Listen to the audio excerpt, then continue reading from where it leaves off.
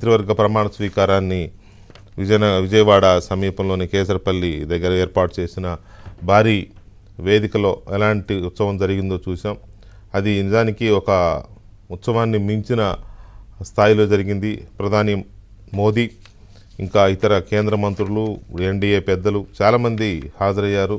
సెలబ్రిటీస్కి అయితే ఇక కొదవేం లేదు. ఒకవైపు పవన్ కళ్యాణ్ సోదరుడు మెగాస్టార్ చిరంజీవి, తలైవ రజనీకాంత్, ఇంకా చిరంజీవి కుటుంబ సభ్యులు, ఒక పక్క బాలకృష్ణ స్పెషల్ అట్రాక్షన్ ఎట్లాగ ఉండనే ఉన్నారు.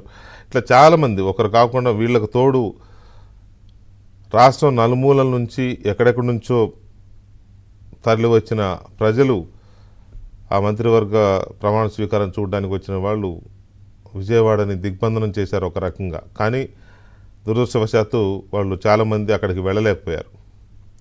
ఎందుకంటే ట్రాఫిక్ అంతా ఎక్కడిదక్కడ జామ్ అయిపోవడంతో దగ్గరికి వెళ్ళలేకపోయారు. దాదాపు 3-4 కిలోమీటర్ల దూరంగానే చాలా వాహనాలు ఆగిపోయి కొంతమంది నడిచి వెళ్ళారు, కొంతమంది నడిచి చేరుకుని అక్కడికి వెళ్ళేలోగానే ప్రమాణ స్వీకారం కూడా అయిపోయింది. చాలామంది ఆరోపణలు కూడా చేశారు. పోలీసులు ట్రాఫిక్ నియంత్రించడంలో కానీ, వచ్చిన వాహనాలని ఆ వేదిక దగ్గరికి, ఆ ప్రాంగణానికి తీసుకెళ్లడంలో కానీ, రెగ్యులరైజ్ చేయడంలో కానీ ఫెయిల్ అయ్యారు. పోలీసులు ఒక రకంగా చెప్పండి, ఎక్కడ పోలీసులు కనిపించడం లేదు, అసలు చేతులెత్తేశారు అనే రకమైన కామెంట్స్ కూడా వచ్చాయి. ఇది ఒకసారి పోలీసులు సమీక్షించుకుంటే మంచిది. ఎందుకంటే ఇట్లాంటి పెద్ద పెద్ద ప్రోగ్రామ్స్ జరిగినప్పుడు ఎందుకు ఫెయిల్ అవుతున్నారు రిపీటెడ్గా అనేది చర్చించుకోవాల్సిన అవసరం ఉంది. ఆ మధ్య భీమవరంలో ప్రధానమంత్రి వచ్చినప్పుడు ఇలాగే ఫెయిల్ అయ్యారు. దాదాపు 8-9 కిలోమీటర్లు క్యాడర్ ప్రజలు, నాయకులు కూడా నడిచెళ్ళే పరిస్థితి చూసాం ఆ రోజున. అలాగే మొన్న ఎలక్షన్ల ముందు ఇక్కడ గుంటూరులో ప్రధానమంత్రి, అది కూడా ప్రధానమంత్రి ఎన్నికల సభ, ఆ సభకి అదే పరిస్థితి. అప్పుడు కూడా చాలా వెహికల్స్ వెళ్ళలేదు. దాంట్లో కావాలని కుట్ర చేసే రానివ్వలేదు జనాన్ని అనే ప్రచారం జరిగింది. సరే, ఏమైనా అక్కడ పోలీసుల ఫెయిల్యూర్ స్పష్టంగా కనపడింది.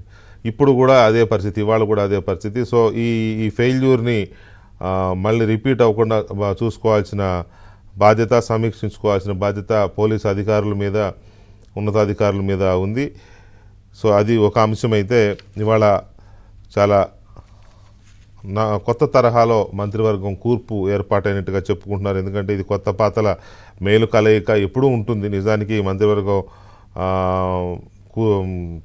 లిస్టు తయారు చేసినప్పుడు సీనియర్లు, జూనియర్లని చేస్తారు. కానీ ఈసారి ఎక్కువగా కొత్త ముఖాలను తీసుకున్నారు. అందులోనూ కూటమి కాబట్టి జనసేన, బీజేపీ నుంచి ఒక్కరికే ఇచ్చిన సత్యకుమార్ కొత్త ముఖంగా ఆయన జాయిన్ అయ్యారు. అలాగే జనసేన నుంచి కూడా పవన్ కళ్యాణ్తో పాటు నాదెండ్ల మనోహర్ సీనియరే, ఆయన కూడా మంత్రిగా ఎప్పుడు చేయలేదు, స్పీకర్గా చేశారు. ఇంకా ఆయనతో పాటు మిగతా వాళ్ళు కూడా కొత్త, తెలుగుదేశం పార్టీ నుంచి కూడా కొత్త ముఖాలు వచ్చి చేరాయి.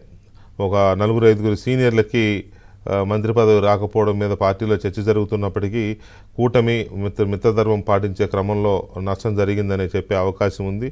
తప్పదు, ఇలాంటప్పుడు కొంతమందికి స్ట్రోక్స్ తగులుతాయి, తప్పదు. కాకపోతే సీనియర్లు మమ్మల్ని గుర్తించలేదనే బాధ వారికి ఉంటుంది, డెఫినెట్గా ఉంటుంది. నిజానికి కూడా అది ఆ బాధలో న్యాయం ఉంది. కానీ దాన్ని ఎలాగా చంద్రబాబు నాయుడు గారు వారిని సర్ది చెప్తారనేది నెక్స్ట్ డేస్లో తెలుస్తుంది మనకి. అయితే ఒక ప్రధానమైన అంకం అయిపోయింది. ఇక మనకి ఇప్పుడున్నది కాస్త చాలా కీలకమైనది శాఖల కేటాయింపు. ఎవరెవరికి శాఖలు కేటాయించబోతున్నారు, ఎవరెవరికి ఏ శాఖలు కేటాయించబోతున్నారు అనేది చాలా కీలకంగా కనబడుతుంది. ఎందుకంటే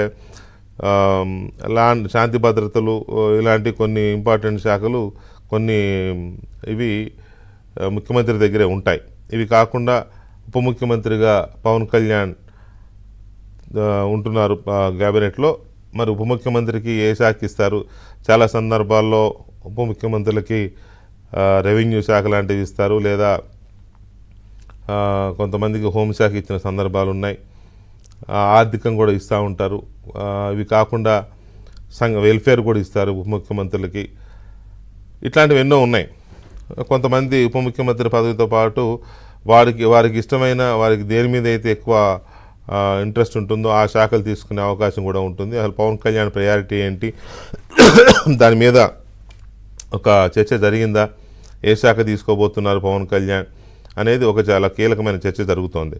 అలాగే లోకేష్కి సంబంధించి ఇంతకుముందు ఐటీ మినిస్టర్గా పంచాయతీరాజ్ మినిస్టర్గా లోకేష్ చాలా కీలకమైన మంత్రిగానే తన మార్క్ ఇది చూపించారు ఆ శాఖల్లో. గ్రామీణ ప్రాంతాల్లో రోడ్లు వేయడం కానీ, లేకపోతే గ్రామీణ ఉపాధి పథకాలు కానీ, లేకపోతే ఇంకా చాలా ఇటువంటి వాటిల్లో చాలా మార్క్ వేశారు. అలాగే ఐటీకి సంబంధించి కూడా ఐటీ డెవలప్మెంట్లో మంచి మార్కులే కొట్టేశారు అప్పట్లో. అయితే ఈసారి లోకేష్ ఎలాంటి పాత్ర పోషించబోతున్నారు, ఏ శాఖ ఆయనకి ఇచ్చే అవకాశం ఉంది? వీరితో పాటు కీలకమైన శాఖలు చాలా ఉన్నాయి. ఆర్థిక శాఖ, రెవెన్యూ శాఖ, వ్యవసాయ శాఖ, హోంశాఖ, సంక్షేమ శాఖలు ఉన్నాయి. BC welfare, SC welfare, social welfare, ఇలాంటివన్నీ చాలా ఉన్నాయి. వీటన్నిటిని ఎవరెవరు కేటాయించబోతున్నారు, ఎవరెవరి ఆస్పిరేషన్స్ ఎలా ఉన్నాయి, ఎవరెవరి అంచనాలు ఎలా ఉన్నాయి, వీటి మీద చాలా చర్చ జరుగుతుంది ఈ పార్టీలో. చాలామంది సీనియర్లు కాచుకొని కూర్చున్నారు. మంచి పదవులు అంటే కొంత గుర్తింపు ఉన్న పోర్ట్ఫోలియోస్ రావాలనేది వాళ్ళ ఆశ. మరి చంద్రబాబు నాయుడు మస్తిష్కంలో ఎలాంటి ఆలోచనలు సాగుతున్నాయి అనేది చూడాలి. ఎందుకంటే ఈసారి చాలామంది సీనియర్లు లేరు. యనమల రామకృష్ణుడు, అయ్యన్న పాత్రుడు, బుచ్చే చౌదరి, కాళా వెంకట్రావు, ఇట్లాంటి వాళ్ళు లేరు. చినరాజప్ప కానీ, సోమిరెడ్డి చంద్రమోహన్ రెడ్డి కానీ, గంటా శ్రీనివాస్ కానీ, ఇట్లాంటి వాళ్ళు చాలామంది లేరు. ఈసారి మనం చూసినట్లయితే కన్నా లక్ష్మీనారాయణ గారు గతంలో సీనియర్ మంత్రిగా చేశారు, సివిల్ సప్లై చేశారు, వ్యవసాయ శాఖ చేశారు కాంగ్రెస్లో ఆయన.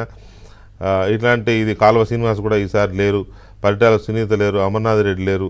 యనమల రామకృష్ణుడు పర్మనెంట్ ఆర్థిక మంత్రి తెలుగుదేశం పార్టీకి, ఈసారి ఆయన లేరు. కాబట్టి ఇటువంటి చాలా మెరుపులు ఉన్నాయి ఈసారి ఈ మంత్రివర్గ కూర్పులో. సో ఎలాంటి ఎలాంటి శాఖలు ఎవరెవరు కేటాయించబోతున్నారు, ఎలాంటి అంచనాలు ఉన్నాయి అనే దాని మీద